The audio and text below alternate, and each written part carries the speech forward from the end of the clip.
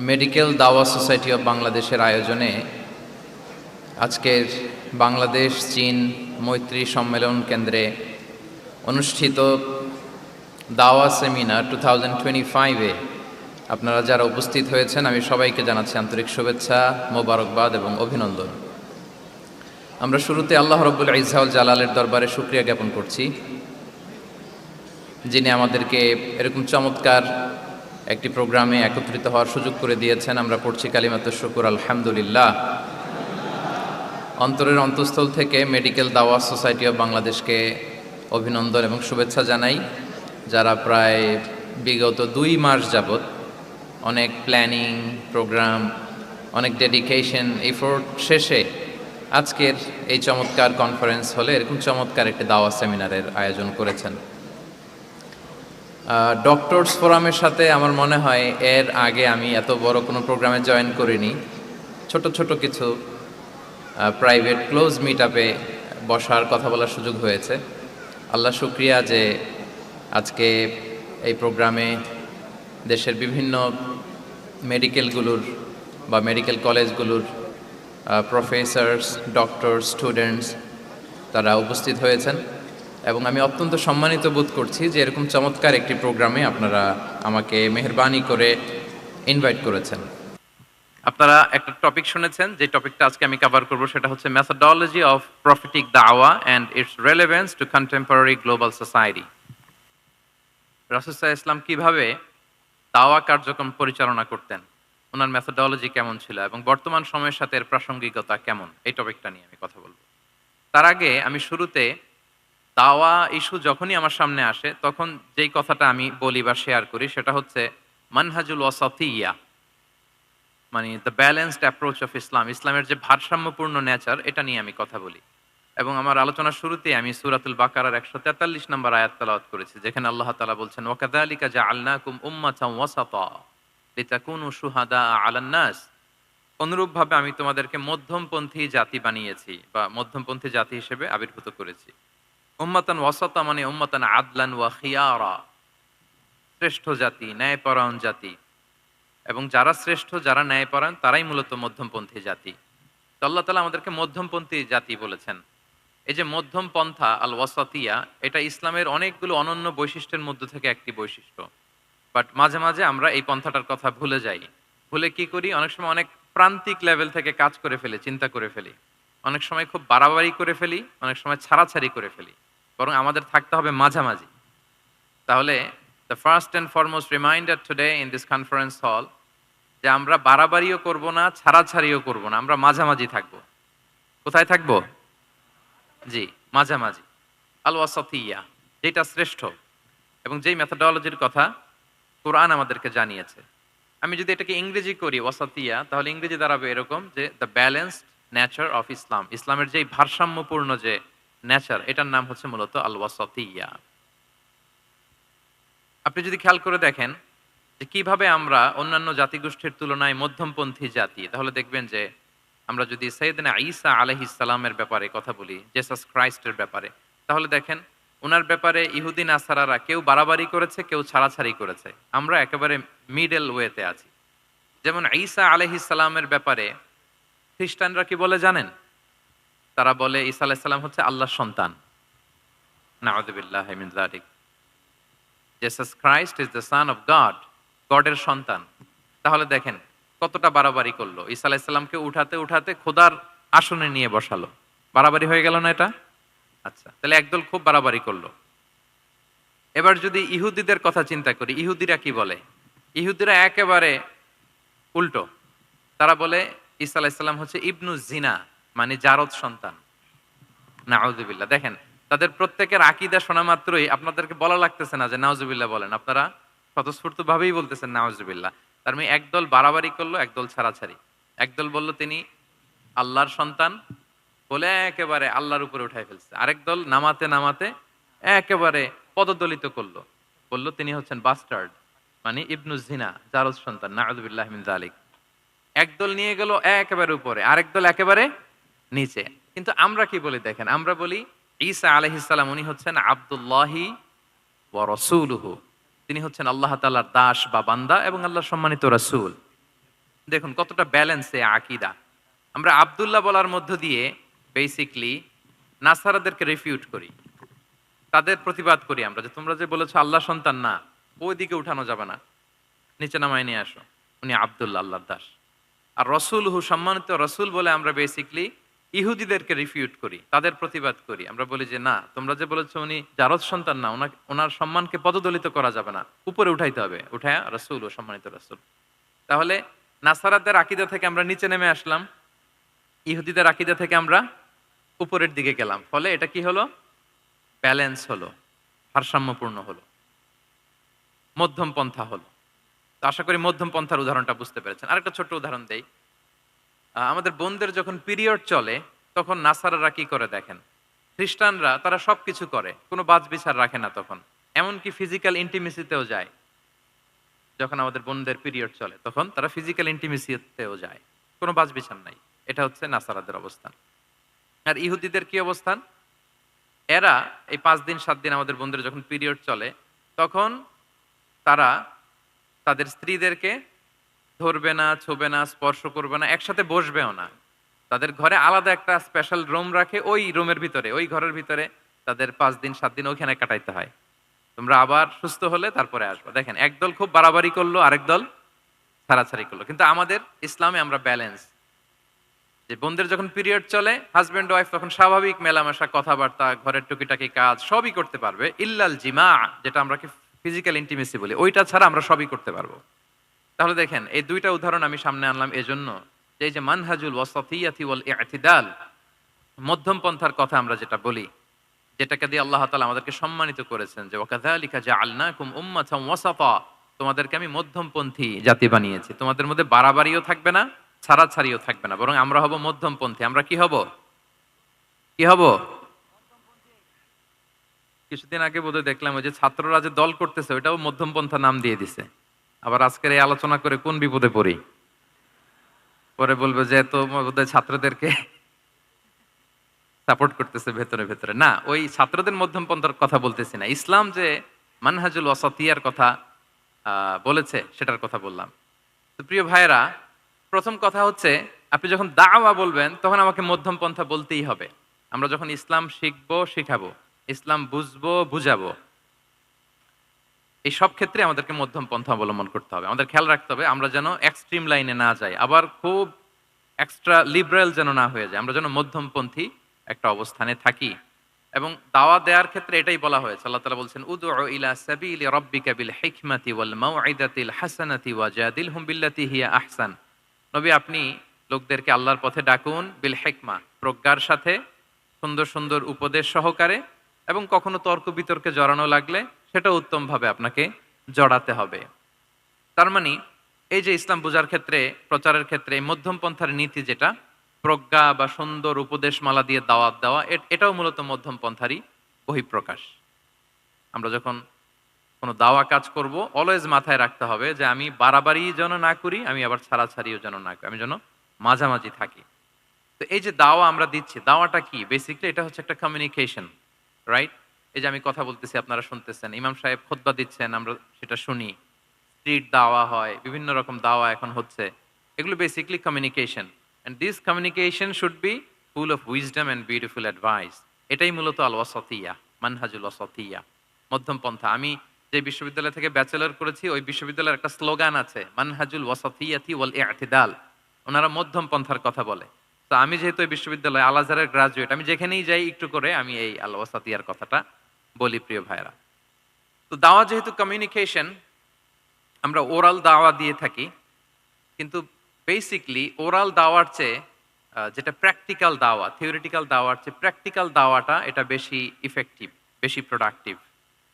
আমরা যখন তাফসির মাহফিল করি, আমরা খুতবা দেই, আলোচনা করি, এটা থেকে তো মানুষ শিখে। কিন্তু আমি যদি আমার আচরণ দিয়ে কোনো একটা মেসেজ দিতে পারি, ওইটা মানুষের হৃদয়ে বেশি দাগ কাটে, বেশি মনে থাকে, খুব বেশি মনে থাকবে। এটার সুযোগ আপনাদের বেশি। যেমন আমি যদি একটা কোরআনের আয়াতের কথা বলি, এটার খুব একটা মূল্যায়ন নাই, কারণ উনি হুজুর মানুষ, উনি তো কোরআনই বলবে। কিন্তু একজন ডক্টর যখন কোরআনের আয়াত বলে, তখন বলে দেখছো মাশাআল্লাহ, একজন ডক্টর, সে চিকিৎসা বিজ্ঞানে এত বড় এক্সপার্টিজের পর আবার কোরআনও জানে। ওই কথা কিন্তু আমিও বলছি, আমার দাম নাই। কিন্তু আপনাদেরকে কত সম্মানের চোখে দেখা হচ্ছে।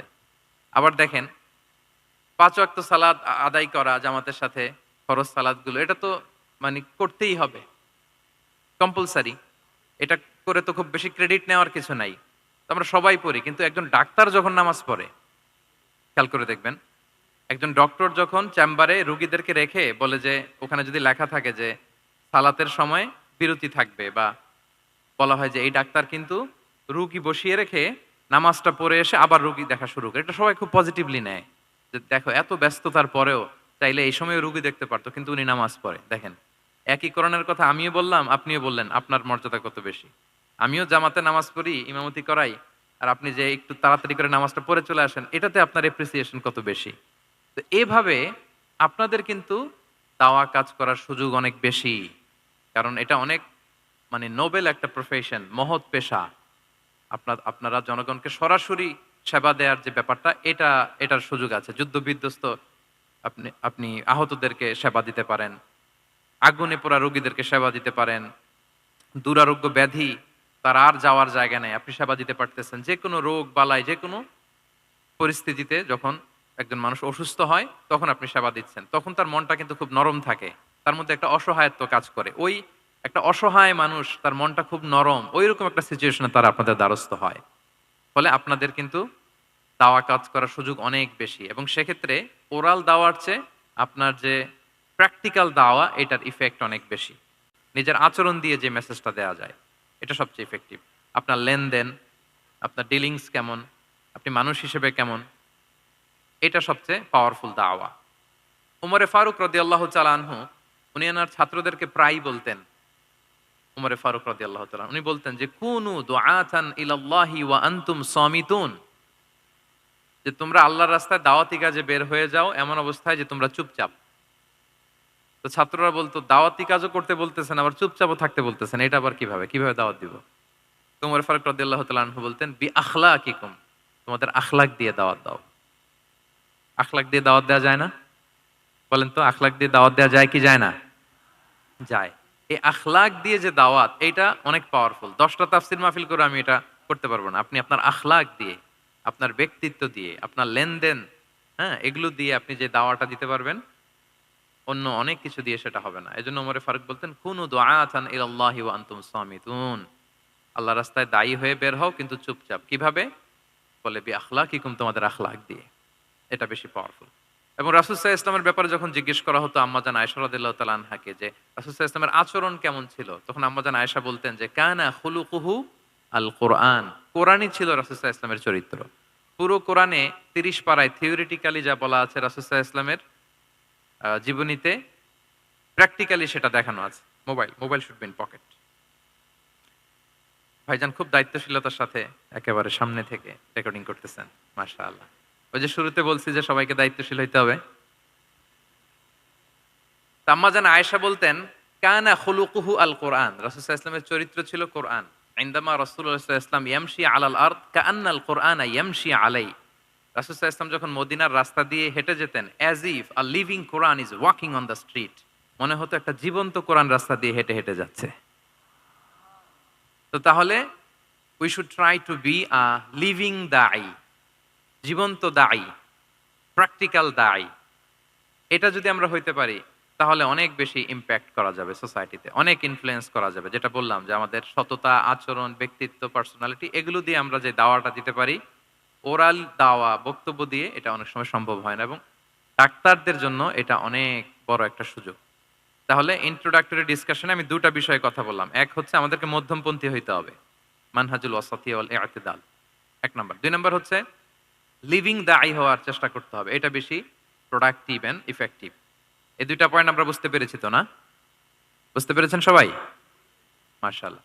এবার চলুন যে রাসূল সাল্লাল্লাহু আলাইহি ওয়াসাল্লামের যে প্রফেটিক দাওয়া মেথোডোলজি, কিভাবে উনি দাওয়া কাজের আঞ্জাম দিতেন, সেখান থেকে আমাদের নেয়ার আধুনিক সময়ের এর প্রাসঙ্গিকতা কি আছে, আমি ১০টা পয়েন্টে আজকের এই সেমিনারে কিছু কথা উপস্থাপনের চেষ্টা করব। ওমা তাওফীকি ইল্লা বিল্লাহ। ১ নাম্বার কথা হচ্ছে, আমরা যে দাওয়া দিব, এই দাওয়া language should be very soft and mild and very touchy. দাওয়া ল্যাঙ্গুয়েজ হইতে হবে ভেরি সফট, অলওয়েজ সফট, সব সময়। ইফ ইউ টক অ্যাবাউট দাওয়া, this language should be very soft and mild and touchy. দাওয়ার কথা বললে হয়তো আপনি পলিটিক্স করেন, ওইটা আলাদা কথা। আপনি জেহাদের ময়দানে, ওইটা আলাদা কথা। আমি জেহাদ পলিটিক্স নিয়ে কথা বলতেছি না। আই এম টকিং অ্যাবাউট দাওয়া। যদি আপনি দাওয়া সেমিনারের কথা বলেন, যদি মেডিকেল দাওয়া সোসাইটি নাম দেন, দাওয়া বললে আমাকে বলতে হবে দাওয়ার language should be very soft and mild. আমরা এটা অনেক সময় ভুল করে ফেলি। এটা করা যাবে না। কারণ আপনি হৃদয় থেকে যদি কোনো কথা বলেন, এটা শ্রোতার হৃদয়ে যে টাচ করে। আল্লাহর হাবিব সাল্লাল্লাহু আলাইহি ওয়াসাল্লামের কথাগুলো নিয়ে এত আলোচনা, বিশ্লেষণ, কথাগুলো এত অ্যাপিলিং কেন, এত আবেদনময় কেন? এর কারণ হচ্ছে রাসূল সাল্লাল্লাহু আলাইহি ওয়াসাল্লাম যা বলেছেন তিনি হৃদয় থেকে বলেছেন। হৃদয় থেকে কথা বেরোলে এটা শ্রোতার হৃদয়ে যে টাচ করে। একটা ছোট্ট আয়াত আমি তেলাওয়াত করি, সূরা তাহার। আল্লাহ তাআলা বলছেন, ফাকুলা লাহু কাওলান লাইয়িনা লাআল্লাহু ইয়াতাযাক্কারু আও ইয়াখশা। আল্লাহ তাআলা মূসা আলাইহিস সালাম এবং হারুন আলাইহিস সালাম ওনাদের দুইজনকে বলছেন যে তোমরা দুই ভাই মিলে যাও ফেরাউনের কাছে যে দাওয়াত দাও এবং কোমল ভাষায় দাওয়াত দাও। কি ভাষায়? সবাই বলুন। কোমল ভাষায় দাওয়াত দাও। কাওলান লাইয়িনা, use very soft and mild language, very touchy language. Soft এবং কোমল ভাষায় দাওয়াত দাও কাকে? পৃথিবীর সবচেয়ে বড় সন্ত্রাস, তাই না? হ্যাঁ, দুর্ধর্ষ সন্ত্রাস, খোদাদ্রোহী, তারপর সীমালঙ্ঘনকারী। আপনি যত নেগেটিভ যা বলবেন সব যাবে ওর সাথে। ফিরআউন। লাআল্লাহু ইয়াতাযাক্কারু আও ইয়াখশা, হয়তো সে উপদেশ গ্রহণ করবে অথবা তার হৃদয়ে ভয়ের উদ্রেক হতে পারে। হয়তো তোমরা soft and mild language use করবা। মূসা এবং হারুন কোমল ভাষায় যে তোমরা দাওয়াত দিবা। আচ্ছা, কার ব্যাপারে আল্লাহ বললেন? কাকে দাওয়াত দিতে বললেন? সবাই বলেন তো নামটা। ফেরাউন। আচ্ছা, ফেরাউনের ক্ষেত্রে আল্লাহ তাআলা বললেন যে soft and mild language use করো, নরম ভাষা। আমাকে উত্তর দেন, আমাদের কারেন্ট সময় আমরা যাদেরকে জালিম বলি, যাদেরকে খারাপ বলি, ফাসিক বলি, পাপাচারী, ধরেন যে আমার মতে বা আপনাদের মতে যে সবচেয়ে খারাপ পাপাচারী মনে করার সুযোগ আমাদের নাই। কে জান্নাতি কে জাহান্নামী এটা ডিসাইড করবে কে? আল্লাহ তাআলা। কিন্তু আমাদের চোখে যে পাপী, যে ভুল করেছে, যে জালিম, ওই জালিমগুলো, খারাপ লোকগুলো কি ফেরাউনের চেয়ে বেশি খারাপ ছিল? ছিল? ওই ফেরাউনের ক্ষেত্রে আল্লাহ বলেছেন ফাকুল আলাহু কাওলান লাইয়িনা, সফট ল্যাঙ্গুয়েজ ইউজ করো মূসা এবং হারুন, কোমল ভাষা ব্যবহার করো। হয়তো তার ভুল ভেঙে যাবে, হয়তো সে উপদেশ গ্রহণ করবে। তো তাহলে দেখেন কত বড় ভুল আমরা করি। আমরা মাঝে মাঝে এমন অ্যাটাকিং মুডে কথা বলি, এমন আগ্রাসী হয়ে কথা বলি, ওর মানার এক সুযোগ থাকলেও ও মানবে না। কি বলেন? যাও মানার একটু ইচ্ছা ছিল, আমার এই অ্যাটিটিউডের কারণে সে আর এটা শুনবে না। এটাই মানুষের স্বভাব। আপনি আগ্রাসী হয়ে অ্যাটাকিং হয়ে কথা বলে মানুষ এটা শোনে না। তাহলে দাওয়ার প্রফিটিক এক নাম্বার মেথোডোলজি হচ্ছে দাওয়ার ল্যাঙ্গুয়েজ হইতে হবে very soft and very mild. আল্লাহ তাআলা সূরাতু আলে ইমরানে বলছেন, ফাবিমা রাহমাতিম মিনাল্লাহি লিনতা লাহুম ওয়ালাউ কুনতা ফাযযান গালিযাল কলবি লানফাদ্দু মিন হাওলিক। নবী হে, আল্লাহর অনুগ্রহে, আল্লাহর রহমতে আপনি কোমল ভাষী হয়েছেন। আপনি কোমল ভাষী না হয়ে যদি রূঢ় ভাষী হতেন তাহলে মানুষজন আপনার কাছ থেকে ভেগে ভেগে পালাতো। কিন্তু আমরা দেখতাম যে সাহাবারা রাসূল সাল্লাল্লাহু আলাইহি ওয়াসাল্লামের কাছে শুধু জড়ো হইতে চেত, দেখা করতে চেত, রাসূলকে ঘিরে রাখতো, এত পছন্দ করতো রাসূল সাল্লাল্লাহু আলাইহি ওয়াসাল্লামের কোমল আচরণের কারণে। ইভেন ফ্যামিলিতে কোনো সমস্যা হলে অনেক সাহাবারা বলতেন ফ্যামিলির সাথে সমস্যা হলেও তারা রাসূলের কাছে চলে আসতো। এমনকি কারো পেটে ক্ষুধা লাগলেও তারা রাসূলের দরবারে চলে আসতো। তারা বলতো রাসূল সাল্লাল্লাহু আলাইহি ওয়াসাল্লামের চেহারার দিকে তাকালেই আমাদের ক্ষুধা মিটে যেত। কি কোমল ভাষী ছিলেন, কত সুন্দর সফট ল্যাঙ্গুয়েজ রাসূল সাল্লাল্লাহু আলাইহি ওয়াসাল্লাম ইউজ করেছেন। হ্যাঁ, রাসূল সাল্লাল্লাহু আলাইহি ওয়াসাল্লাম কখনো যে কঠোর ভাষায় কথা বলতেন না তা না, মাঝে মাঝে বলতেন। কিন্তু বেশিরভাগ ওনার দাওয়া ছিল সফট এন্ড মাইল্ড। মাঝে মাঝে প্রেক্ষাপটের আলোকে রাসূল সাল্লাল্লাহু আলাইহি ওয়াসাল্লাম অনেক সময় তেজস্বী জ্বালাময়ী ভাষণ দিতেন। মনে হতো কান্নাহু তিনি কি করছেন, ব্যাটালিয়নকে কমান্ড করছেন। এটা মাঝে মাঝে চেহারা লাল হয়ে যেত, গড়গড় করতেন যুদ্ধের আগে। কিন্তু রেগুলার বেসিসে রাসূল সাল্লাল্লাহু আলাইহি ওয়াসাল্লাম খুব কোমল ভাষায় কথা বলতেন। তাহলে এক নম্বরে যেটা জানলাম, যদি আপনি দাওয়া মেন্টালিটি, দাওয়া মোডে থাকতে চান, আপনার ভাষা হতে হবে শক্ত না নরম? সফট হইতে হবে, কোমল। কারোর প্রতি আগ্রাসী হয়ে যেন আমরা কথা না বলি, অ্যাটাকিং মুডে যেন না বলি, বললেও শুনবে না। এটাই মানুষের নেচার, সফট ল্যাঙ্গুয়েজে বলতে হয়। ফেরাউনকে যদি বলা হয় ওর সাথে ভালোভাবে বলো, তো আমাদের আশেপাশে যারা আছে এরা তো আরো এদেরকে সম্মান দিয়ে নরম করে বলা উচিত। কি বলেন? জি, এক নম্বর গেল। দুই নম্বর হচ্ছে দাওয়াকে ফলপ্রসূ করতে হলে রাসূল সাল্লাল্লাহু আলাইহি ওয়াসাল্লাম যেটা করতেন, শ্রোতাদের অনেক সময় মনোযোগ আকর্ষণের জন্য উনি অনেক ধরনের টুলস, অনেক ধরনের জিনিস তিনি ব্যবহার করতেন। যেমন একটা পদ্ধতি রাসূল সাল্লাল্লাহু আলাইহি ওয়াসাল্লামের ছিল। রাসূল সাল্লাল্লাহু আলাইহি ওয়াসাল্লাম মানুষের আকর্ষণ বৃদ্ধির জন্য মাঝে, মাঝে প্রশ্ন ছুড়ে দিতেন অডিয়েন্সকে। Drawing attention of the listener by throwing questions. Question throw করার মাধ্যমে অ্যাটেনশন গ্রো করতেন। হাদিসে এরকম অনেক উদাহরণ পাওয়া যায়। একটা ছোট্ট হাদিস শেয়ার করি, সহিহ মুসলিমে এসেছে। রাসূল সাল্লাল্লাহু আলাইহি ওয়াসাল্লাম একবার সাহাবাদেরকে বললেন, ইন্না মিনাশ শাজারি শাজারাতান লা ইয়াসকুতু ওয়ারাকুহা মাসালুহা মাসালুল মুসলিম। রাসূল সাল্লাল্লাহু আলাইহি ওয়াসাল্লাম জিজ্ঞেস করলেন, তোমরা কি কেউ বলতে পারবা বৃক্ষরাজির মধ্যে একটা বৃক্ষ আছে, মানে গাছের মধ্যে একটা গাছ আছে যেই গাছের কখনো পাতা ঝরে না, ওই গাছের পাতা কখনো ঝরে না। এর দৃষ্টান্ত হচ্ছে মুসলিমের দৃষ্টান্তের মতো। বলতো ফাহাদ্দিসুনি মা হিয়া, বলতো ওই গাছটা কি, কে বলতে পারো? আপনারা তো সব একেবারে পেরে গেছেন। তো সাহাবারা ওই দিন কেউ বলতে পারেন নাই, কারণ কি জানেন? একে তো আমরা জানি হাদিস স্টাডি করার কারণে, হাদিস স্টাডি না করলে তো আমরা বলতে পারতাম না, আমাদের দেশে তো খেজুর গাছ অত হয়ও না। তো ওনারা কেউ বলতে পারে না, এর কারণ হচ্ছে তারা ভাবছিল প্রশ্ন যেহেতু করছে এটা যেন তেন প্রশ্ন, এটা কঠিন কোনো গাছের একটা নাম বলতে হবে। তো বাড়ির পাশে যে খেজুর গাছ, মদিনার অলিতে গলিতে যে খেজুর গাছ ভর্তি, এই দিকে আর ওনাদের অ্যাটেনশন যায় না। ওনারা চলে গেছে মরুভূমিতে, ইয়ামানে, তারপর একেবারে ডেজার্টের মাঝখানে কি কি ক্যাকটাস, গুলমলতা, কি কি গাছ আছে ওগুলো আওড়াচ্ছে মনে মনে। ভাবতেছে যে খেজুর গাছের কথা তো রাসূল সাল্লাল্লাহু আলাইহি ওয়াসাল্লাম আমাদের জিজ্ঞেস করার কথা না, এ তো আমাদের গাছ, বাড়ির পাশের গাছ। তো কেউই আর বলতে পারে নাই। এরপর রাসূল সাল্লাল্লাহু আলাইহি ওয়াসাল্লাম যখন দেখলেন সবাই অপারগ, রাসূল সাল্লাল্লাহু আলাইহি ওয়াসাল্লাম বললেন, ইন্নাহা আন-নাখলা, এটা হচ্ছে খেজুর গাছ, ডেট প্লান্ট। তো আব্দুল্লাহ ইবনে ওমর রাদিয়াল্লাহু তাআলা আনহু বাড়িতে যাওয়ার পরে ওমরে ফারুককে তার বাবাকে বললেন যে, বাবা, আজকে যে রাসূল সাল্লাল্লাহু আলাইহি ওয়াসাল্লাম প্রশ্ন ছুড়ে দিলেন আপনারা যে কেউ পারলেন না, উত্তরটা কিন্তু আমি পারতাম। তো ওমরে ফারুক বললেন, বলো কি তুমি পারতা? তো বললা না কেন? তুমি আজকে উত্তর দিতে পারলে তো রাসূলের সামনে আমার বুকটা এত বড় হয়ে যেত। মানে লাল উট পেলে আরবরা যেই খুশি, আমি এর চেয়ে বেশি খুশি হতাম। তখন উনি বললেন যে আপনি পারতেছেন না, অন্যান্য বয়স্ক সাহাবারা পারতেছে না, মুরব্বীরা কেউ যেহেতু বলে নাই, আমি বিনয়ের খাতিরে উত্তরটা দেই নাই, কিন্তু আমি জানতাম যে এটা খেজুর গাছ। তাহলে দেখেন রাসূল সাল্লাল্লাহু আলাইহি ওয়াসাল্লাম অ্যাটেনশনটাকে ড্র করার জন্য প্রশ্ন ছুড়ে দিতেন। তো এই প্রশ্ন ছুড়ে দিয়ে কিন্তু আমরা মানুষের দৃষ্টি আকর্ষণ করতে হবে। আপনারা তো মানে প্রশ্ন ছুড়াই তো আপনাদের কাজ, যে কি অবস্থা, শরীরটা কেমন, পেট ঠিক আছে কিনা, ঘুম হয় কিনা, কমন প্রশ্ন না আপনাদের?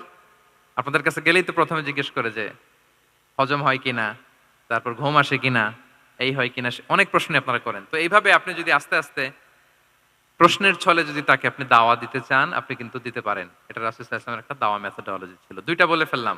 একটা হচ্ছে দাওয়ার ল্যাঙ্গুয়েজ হতে হবে অনেক শক্ত, নাকি? হ্যাঁ, নরম, সফট এন্ড মাইল্ড। ২ নাম্বার হচ্ছে প্রশ্ন ছুড়ে দিয়ে শ্রোতাকে আকর্ষণ করা, মনোযোগ আকর্ষণ করা। ৩ নাম্বার ভিজুয়াল এক্সপ্লেনেশন। রাসূল সাল্লাল্লাহু আলাইহি ওয়াসাল্লাম এটা করতেন যাতে করে আরো সহজে বোঝানোর জন্য। এটা নিশ্চয়ই আপনারা করেন। রাসূল সাল্লাল্লাহু আলাইহি ওয়াসাল্লামের দাওয়া জিন্দেগিতে দেখা যায় প্রায় সময় কিছু উনি ভিজুয়াল এক্সপ্লেনেশন নিয়ে এসেছেন সাহাবাদের সামনে, যাতে করে সাহাবারা to get a better idea of the issue, আরো ইজিলি বুঝতে পারেন। যেমন একবার রাসূল সাল্লাল্লাহু আলাইহি ওয়াসাল্লাম অনাথ ইয়েতিমদেরকে যারা দেখভাল করে তাদের কি মর্যাদা, এটা বোঝাতে যে রাসূল সাল্লাল্লাহু আলাইহি ওয়াসাল্লাম 2 আঙ্গুল উঁচু করে একবার বললেন যে আনা ওয়া কাফিলুল ইয়াতীমি ফিল জান্নাতি কাহাতাইন। আমার আঙ্গুল দুটো দেখতে পাচ্ছেন আপনারা সবাই? 2টা আঙ্গুল উঁচু করেন তো এভাবে। মানুষ তো মনে করবে ভিক্টরি সাইন দেখাই দিছে আমরা। এই যে, তো রাসূল সাল্লাল্লাহু আলাইহি ওয়াসাল্লাম বললেন আনা ওয়া কাফিলুল ইয়াতীমি কাহাতাইন, হাত নামান। অর্থাৎ আমি এবং এতিমের রক্ষণাবেক্ষণকারী কিয়ামতের দিন এভাবে কাছাকাছি প্রতিবেশী হয়ে থাকব। এই 2টা আঙ্গুলের মাঝখানে যেমনি খুব একটা স্পেস নাই, গ্যাপ নাই, মানে একেবারে কাছাকাছি, নেইবরিং ফিঙ্গার, রাইট? আমি এবং এতিমের রক্ষণাবেক্ষণকারী এভাবে নেইবর হয়ে থাকবে। এই যে ভিজুয়াল এক্সপ্লেনেশন দেখছেন? এই যে দাওয়ার মধ্যে মাঝে মাঝে এরকম ভিজুয়াল এক্সপ্লেনেশন করতে হবে যাতে করে শ্রোতারা বুঝে। রাসূল ইসলাম এটা করেছেন। আচ্ছা,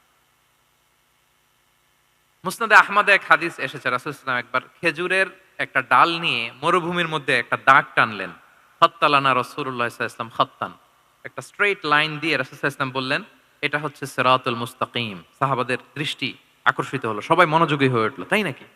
সিরাতুল মুস্তাকিম, যে দোয়া আমরা প্রতিদিন করি, ইহদিনাস সিরাতাল মুস্তাকিম। খেজুরের ডাল দিয়ে স্ট্রেইট লাইন কেটে বললেন এটা হচ্ছে সিরাতুল মুস্তাকিম। এবার ওই খেজুরের ডাল দিয়ে ডানে বায়ে অনেকগুলো ছোট ছোট দাগ কাটলেন আর বললেন হাযিহি সুবুলুশ শায়তান, এগুলো হচ্ছে শয়তানের রাস্তা, এটা হচ্ছে মুস্তাকিম, সোজা রাস্তা যেটা জান্নাতে যায়। আর ডানে বায়ে অনেকগুলো দাগ কাটলেন, ডেকে বললেন এই প্রতিটি রাস্তায় একটা করে শয়তান বসে থাকে আর সে তোমাদেরকে টেম্পটেশন দিতে থাকে। প্রভোকেশন করতে থাকে, ধোঁকা দিতে থাকে, ওয়াসওয়াসা দিতে থাকে। ডানে বায়ে না তাকিয়ে এই সিরাতুল মুস্তাকিমের পথেই অবিচল থাকতে হবে। ইনশাআল্লাহ বলেন। তাহলে দেখেন মরুভূমির মাঝখানে তখন তো আর ওই যে এলইডি প্রজেক্টর থাকলে হয়তো রাসূল সাল্লাল্লাহু আলাইহি ওয়াসাল্লাম ওইটাই ব্যবহার করতেন। আমরা এটা এখন করতে পারি বোঝানোর জন্য। রাসূল সাল্লাল্লাহু আলাইহি ওয়াসাল্লাম খেজুরের ডাল দিয়ে মরুভূমির মধ্যে দাগ কেটে সাহাবীদেরকে এই ভিজুয়াল এক্সপ্লেনেশন দিলেন এবং সাহাবারা খুব সহজে বুঝতে পারলেন যে কোনটা সিরাতুল মুস্তাকিম, কোনটা সিরাতুশ শাইতান। এভাবে রাসূল সাল্লাল্লাহু আলাইহি ওয়াসাল্লাম ভিজুয়াল এক্সপ্লেনেশন ইউজ করতেন। আমরা বিশ্বাসীরা যে ভাই ভাই, মুমিনরা যে ভাই ভাই, আমাদের সম্পর্ক যে কত সুদৃঢ় মজবুত, এটা বোঝাতে যে একবার রাসূল সাল্লাল্লাহু আলাইহি ওয়াসাল্লাম বললেন, আল মুমিনু লিল মুমিনি কাল বুনিয়ান। বিশ্বাসীরা তাদের সম্পর্ক হচ্ছে কাল বুনিয়ান, একটা সুদৃঢ় প্রাচীরের মতো, সীসা ঢালা প্রাচীরের মতো। ইয়াশুদ্দু বা'দুহু বা'দা, যেটার এক পাশ আরেক পাশকে মজবুত করে। Strengthening one part the others, এক পার্ট আরেক পার্টকে মজবুত করে। যেমন এই বিল্ডিং, এদিকে ভেঙে ফেললে এটা নড়বড়ে হয়ে যাবে। তিনি বুঝালেন যে সুদৃঢ় প্রাচীরের মতো হচ্ছে বিশ্বাসীদের সম্পর্ক। এটা বলে ওয়াসাব্বাকা বাইনা আসাবিহি, মানে ডান হাতের আঙ্গুলগুলো বা হাতের ভেতরে ভেবে ঢুকিয়ে দিলেন, বললেন যে এরকম মজবুত। সুবহানাল্লাহ। এই যে এই হাতের আঙ্গুলগুলো এই হাতে ঢুকিয়ে এরকম চাপ দিলে খুব শক্ত হয় না, মজবুত হয় না? রাসূল সাল্লাল্লাহু আলাইহি ওয়াসাল্লাম বললেন আমাদের বন্ধন হচ্ছে এরকম সুদৃঢ় মজবুত, সুদৃঢ় সীসা ঢালা প্রাচীরের মতো। আল্লাহু আকবার। তাহলে এই যে ভিজুয়াল এক্সপ্লেনেশন রাসূল সাল্লাল্লাহু আলাইহি ওয়াসাল্লাম বোঝানোর জন্য এই যে এরকম দাগ কাটা, কখনো এইভাবে হাদিসে এরকম অনেক পাওয়া যায়। আমি অল্প কয়েকটা সময়ের টাইম কনস্ট্রেইন্টের কারণে অল্প কয়েকটা নিয়ে আসলাম। তাহলে এটা রাসূল সাল্লাল্লাহু আলাইহি ওয়াসাল্লামের একটা দাওয়া মেথোডোলজি ছিল, বোঝানোর জন্য কত ইজিয়েস্ট ওয়েতে তিনি অডিয়েন্সের কাছে পৌঁছাতে পারেন। তিনি প্রয়োজনে ভিজুয়াল এক্সপ্লেনেশনের সহায়তা নিতেন। কয়টা গেল মেথোডোলজি? ৩টা। আচ্ছা, ৪ নাম্বার হচ্ছে গ্রাজুয়ালিটি, ধীরে ধীরে ধাপে ধাপে দাওয়া পরিচালনা করা, দাওয়া কাজ করা। এটাতে অনেক সময় আমরা ভুল করে ফেলি। আমরা অনেক সময় একটু রাশিং মেন্টালিটিতে থাকি, তাড়াহুড়ো। একজন ভাই নতুন দিনে ফিরছে, আগে হয়তো সংশয়বাদী ছিল, নাস্তিক ছিল, প্র্যাকটিস করতো না। এখন সে প্র্যাকটিসের ইচ্ছা করছে। এই সুযোগ পেয়ে আমি তারে বলা শুরু করলাম, নামাজ পড়তে হবে, রোজা রাখতে হবে, যাকাত দিতে হবে, তোমার ওয়াইফরে পর্দা করাইতে হবে, হালাল হারাম ও কয়েক সারছে, আমার সম্ভব না। ও বলবে ভাই আগে যা ছিলাম ওইটাই ভালো ছিল, এতগুলো তো আমি মানতে পারবো না। তো এই যে আপনি তাকে দিন থেকে ভাগালেন, আপনার দাওয়া মেথোডোলজি জানা না থাকার কারণে আপনি তাকে ভাগালেন। একসাথে আপনি এত কথা বলবেন না। নতুন যখন কেউ দিনে ফিরে তাকে আপনি একসাথে এত কথা বলবেন না। নতুন যখন কোনো বোন ইসলামে আসতে চায় তাকে আপনি কঠিন করে বলবেন না। উপরে আমাদের বোনরা আছে, তাদেরকেও আমি বলবো সহজ করে বলেন। প্রথমে নামাজের কথা বলেন, নামাজ আস্তে আস্তে পড়ুক যতটুকু পারুক। প্রথমে হয়তো ৫ ওয়াক্ত পারবে না, ১ ওয়াক্ত ২ ওয়াক্ত দিয়ে শুরু করবে, এরপর আস্তে আস্তে ৫ ওয়াক্ত যাবে। এরপর তাকে একটু শালীন পোশাকের কথা বলেন যে তুমি একটু শালীন পোশাক পরো, সেফটি সিকিউরিটির জন্য ভালো। সেটাতে অভ্যস্ত হলে তাকে হেজাবের দাওয়াত দিবেন আপনি, হেজাবে অভ্যস্ত হলে নেকাবে দাওয়াত দিবেন আপনি। এইভাবে গ্রাজুয়ালিটি, ধাপে ধাপে, একসাথেই কঠিন করে দিনকে উপস্থাপন করা যাবে না। দাওয়া ইজ এ গ্রাজুয়াল প্রসেস। হ্যাঁ, গ্রাজুয়ালি যাইতে হবে। Beginning with the most important issue first, তারপর যেটা ইম্পর্টেন্ট, তারপর যেটা ইম্পর্টেন্ট, ধাপে ধাপে আপনি তাকে বলবেন। আপনারা নিশ্চয়ই সবাই মদ হারাম হওয়ার যে স্টেপগুলো আছে জানেন না? কয়বারে হারাম হয়েছে? ৩ বারে। ওয়াসআলুনাকা আনিল খামরি ওয়াল মাইসির কুল ফীহিমা ইসমুন কাবীরু ওয়া মানাফিউ লিন-নাস ওয়া ইসমুহুমা আকবারু মিন নাফিহিমা। প্রথমে বললেন মদে কিছু উপকার আছে কিন্তু এটার গুনাহ বেশি, ক্ষতি বেশি। কিন্তু সামান্য উপকার আছে। তো মানুষ সচেতন হয়ে গেল যে না, এটা কিন্তু গুনাহ আছে, ক্ষতি আছে, সাবধান হইতে হবে। মদ খাওয়া কমায় দিল। আচ্ছা, এরপর বলা হলো ওয়ালা তাকরাবুস সালাতা ওয়া আনতুম সুকারা, মাতাল হয়ে মদ খাওয়া অবস্থায় নামাজে যেও না। কারণ কোন এক সাহাবী নামাজে এমন ভাবে তেলাওয়াত করলেন অর্থ চেঞ্জ হয়ে গেল। ফলে দিনে ৫ বার মদ খাওয়া যাবে না। এই আয়াত দিয়ে তো তাই বোঝা যায়, তাই না? ৫ বারের জন্য যখন সাবধান হয়ে গেল, আরো তারা অভ্যস্ত হয়ে গেল। এরপরে নাজিল হলো ইন্নামাল খামরু ওয়াল মাইসিরু ওয়াল আনসাবু ওয়াল আজলামু রিজসুম মিন আমালি শাইতানি ফাজতানিবুহ। মদ, জুয়া, ভাগ্যলিপি এগুলো শয়তানের কাজ, এগুলো থেকে বেঁচে থাকো। সবাই মদিনার ঘরের ভেতরে মদের বোতল যেগুলো ছিল ভেঙে সব রাস্তায় মদ দিয়ে মদিনার অলিগলি সয়লাভ। সুবহানাল্লাহ, কারো কষ্ট হয়নি। কারণ ধাপে ধাপে মদকে হারাম করা হয়েছে। কেউ যদি চেইন স্মোকার থাকে, আপনি যদি বলেন যে স্মোকিং হারাম, কালকে থেকে একটাও খেতে পারবে না, ও পারবে? ও তো মারা যাবে। ও সব বাদ দিতে পারবে, স্মোকিং বাদ দিতে পারবে না। তো কি করবেন? তাকে আপনি অল্প অল্প করে, যে একটু একটু করে ছাড়ো। এই যে রমজান আসতেছে, সারাদিন তো করতেই পারবা না, রাতে ২-৩টা করে খাইও, বেশি খাইও না। না মানে ছাড়ানোর জন্য বলতেছে আর কি, যে 10টা খায় তারা যদি আপনি 2টা খাইতে বলেন, এটা তো আপনি দাওয়াই দিলেন নাকি, কমাইতে বললেন তো। সিগারেটের প্রতি তার উৎসাহিত করতেছি না আমরা। চেইন স্মোকার ও 10টা ছাড়া হয় না প্রতিদিন। তো এই রমজানে আপনি তারা বললেন যে সারাদিন তো তুমি না খেয়ে থাকবা, রাতে 1টা 2টা বা 3টা গেল। প্রথম দশকে 3টা, এরপরের দশকে 2টা, তারপরের দশকে 1টা। যে 1টা খায় তারপরের দিন তো সে চাইলে ছেড়েও দিতে পারে, কি বলেন? এইভাবে গ্রাজুয়ালি তাকে ছাড়ানোর জন্য অভ্যস্ত করতে হবে। তাহলে এই গ্রাজুয়ালিটিটা দরকার। আমি হাদিস থেকে, সিরাত থেকে একটা উদাহরণ দেই, শুনুন। রাসূল সাল্লাল্লাহু আলাইহি ওয়াসাল্লাম মুআয ইবনে জাবাল রাদিয়াল্লাহু তাআলা আনহুকে ইয়ামানের গভর্নর করে পাঠালেন। তো তখন তাকে বললেন যে, মুআয, ইন্নাকা তাআতি কওমান মিন আহলিল কিতাব, তোমাকে এমন একটা এলাকার গভর্নর করে পাঠাচ্ছি, তারা কিন্তু আহলে কিতাব, মানে people of the books, Jews and Christian community, তারা ইহুদি খ্রিস্টান।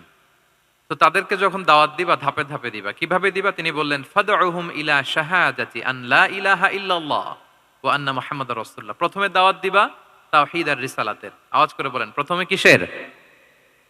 তাওহীদ এবং রিসালাতের। আচ্ছা, ফা ইনহুম আতাউ লিযালিক, তারা যখন এটা মেনে নেয়। আরবিটা খেয়াল করেছেন অর্থটা? ফা ইনহুম আতাউ লিযালিক, তাওহীদ রিসালাত যদি মেনে নেয় তাহলে তাদেরকে 5 ওয়াক্ত নামাজের দাওয়াত দিও।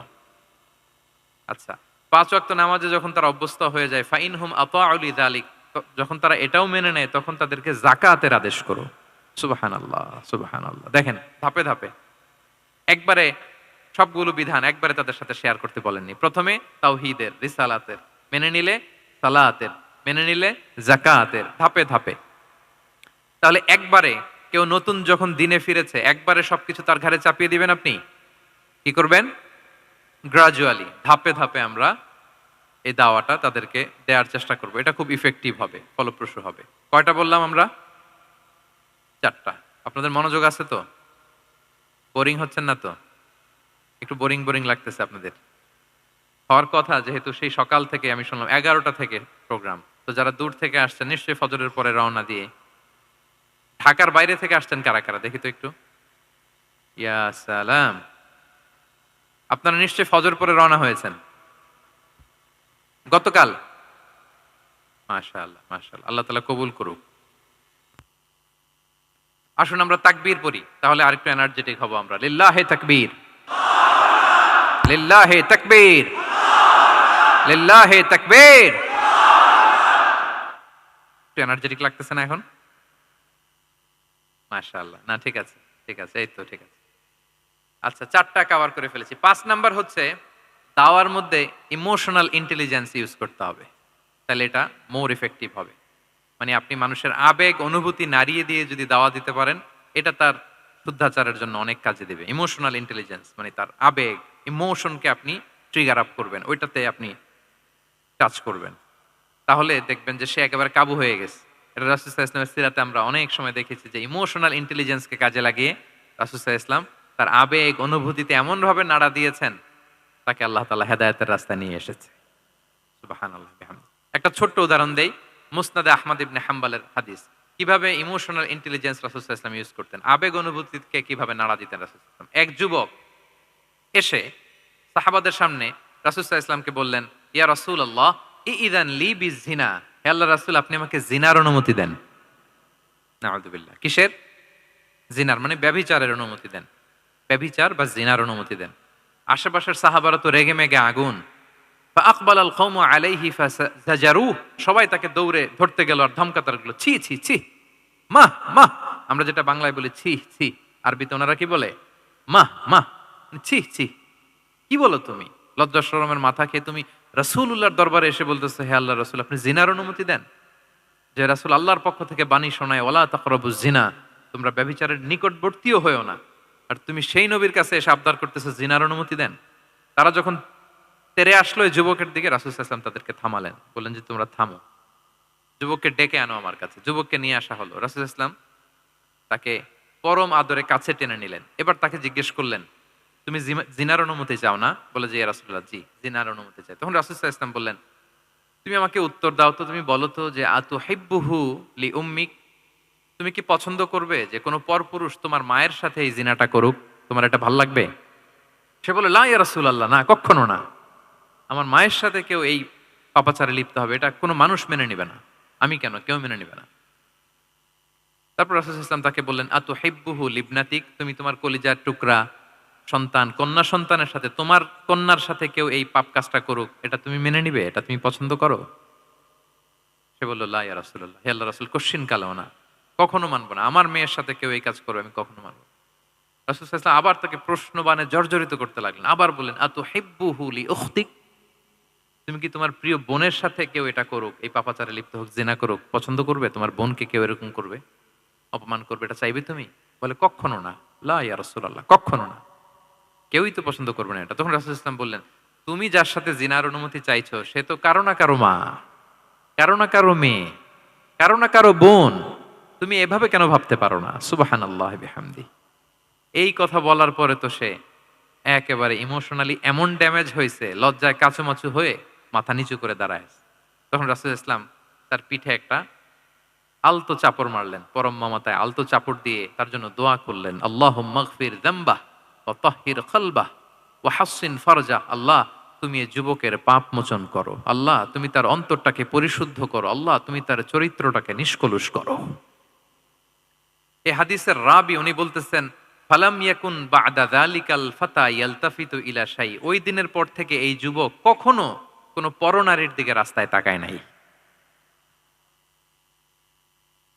এই ইমোশনালি যখন তাকে দুর্বল করা হলো, তাকে যখন এইভাবে রাসূল সাল্লাল্লাহু আলাইহি ওয়াসাল্লাম প্রেজেন্টেশন করলেন, হাদিসের বর্ণনাকারী বলেন, এরপরে আমরা কোনোদিন তাকে পরনারীর দিকে তাকাতে দেখি নাই।